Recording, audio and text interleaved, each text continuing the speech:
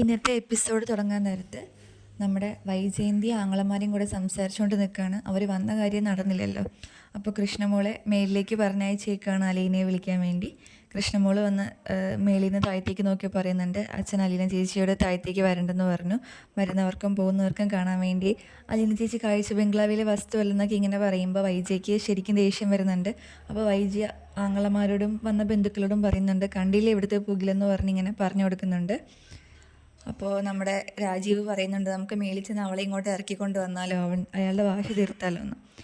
അപ്പം വൈജയുടെ മറ്റേ ശിവേട്ടനായിട്ടെന്ന് ഞങ്ങൾ പറയുന്നുണ്ട്, അങ്ങനെ മേളിൽ ചെന്നിട്ട് എന്തിനാ, എങ്ങനെ വാശി തീർക്കാനോ, ഒന്നും നടക്കത്തില്ലെന്ന് പറയുമ്പോൾ വൈജ പറയുന്നുണ്ട്, നിങ്ങൾ എന്തിനാ എല്ലാവരും കൂടി ഇങ്ങോട്ട് വന്നേ, നിങ്ങൾ അലീനയെ പുറത്താക്കാനല്ലേ വന്നേ, അത് ചെയ്യാൻ പറയുമ്പോൾ ശിവേട്ടൻ പറയുന്നുണ്ട്, ഞങ്ങളെങ്ങനെ പുറത്താക്കാനാ, അവളെ ഞങ്ങൾ പുറത്താക്കുകയാണെങ്കിൽ ഞങ്ങൾ കമ്പി വഴി എണ്ണേണ്ടി വരില്ലേ, ഞങ്ങൾ വന്നത് ബാലേന്ദ്രനോട് സംസാരിക്കാൻ വേണ്ടിയല്ലേ, അതല്ലേ കുറച്ച് മുമ്പ് കഴിഞ്ഞത്, സംസാരിച്ചിട്ടുണ്ട്, അങ്ങേര് പറഞ്ഞത് കൊണ്ട് കേസ് കൊടുക്കാനായിരുന്നു, നമുക്ക് കേസ് കൊടുക്കാമെന്ന് ഇങ്ങനെ പറയുവാണ് കേട്ടോ.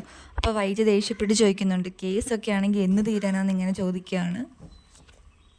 എന്നിട്ട് രാജീവൻ അവരോട് പറയുന്നുണ്ട്, നമുക്ക് അവൾക്ക് 5-10 ലക്ഷം കൊടുത്ത് ഒതുക്കിയാലോ എന്ന്, കൂടിപ്പോയാൽ 15 കൊടുക്കാമെന്ന് പറയുവാണ്. വൈജ അവളത് സമ്മതിക്കില്ലെന്ന് പറയുമ്പോഴേക്കും അപ്പോൾ ശിവേട്ടൻ പറയുന്നുണ്ട്, നമുക്കൊരു 25 ലക്ഷം രൂപ കൊടുക്കാമെന്ന്. അത് കേട്ട് നമ്മുടെ രോഹിത്തൊക്കെ ഷോക്കാവുന്നുണ്ട് കേട്ടോ. അപ്പോൾ ശിവേട്ടൻ പറയുവാണ്, 25 ലക്ഷം തികച്ചു കൊടുക്കുവാണെങ്കിൽ അവൾ പിന്നെ ഈ മീനച്ചൽ താലൂക്കിൽ പോലും കാണില്ലെന്ന് ഇങ്ങനെ പറയുവാണേ. എന്നിട്ട് ശിവേട്ടൻ പറയുന്നുണ്ട്, നമുക്കിത് എന്തായാലും പ്രശ്നം പരിഹാരം കണ്ടെത്താം, ഞങ്ങൾ നാളെയും വരാമെന്നൊക്കെ വൈജയോട് ഇങ്ങനെ സംസാരിക്കുവാണ് കേട്ടോ. വൈജ പറയുന്നുണ്ട്, ഇതിനൊന്നും സമ്മതിക്കില്ല, അവളിത് മുഴുവനായിട്ട് വാങ്ങിക്കൊണ്ട് പോകാൻ വേണ്ടി ഇരിക്കുവാന്ന് ഇങ്ങനെ പറയുവാണ്.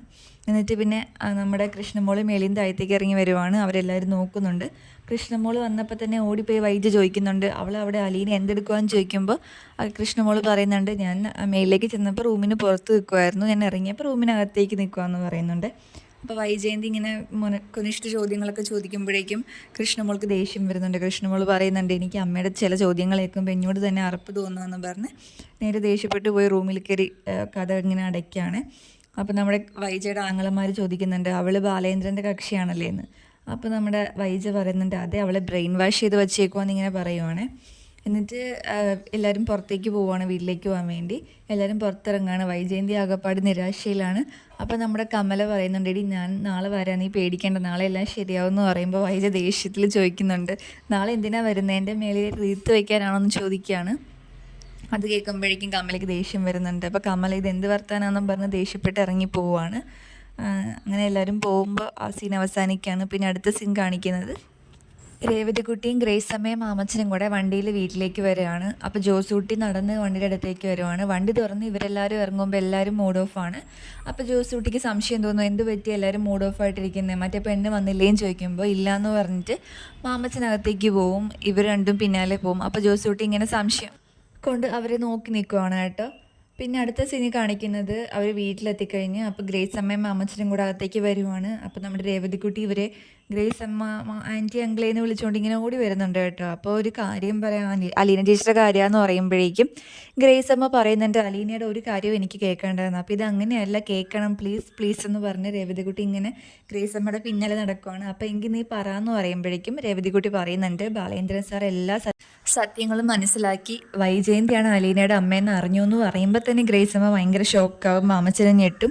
എന്നിട്ട് എങ്ങനെ അറിഞ്ഞു, അലീന പറഞ്ഞോ എന്ന് ചോദിക്കുമ്പോൾ രേവതിക്കുട്ടി പറയുന്നുണ്ട്, അലീന ചേച്ചി അല്ല പറഞ്ഞത്, ഞാനാ പറഞ്ഞതെന്ന് പറഞ്ഞ് രേവതിക്കുട്ടി ആ സംഭവങ്ങളൊക്കെ വിവരിച്ചു കൊടുക്കുകയാണ് ഫോൺ റെക്കോർഡ് വഴി.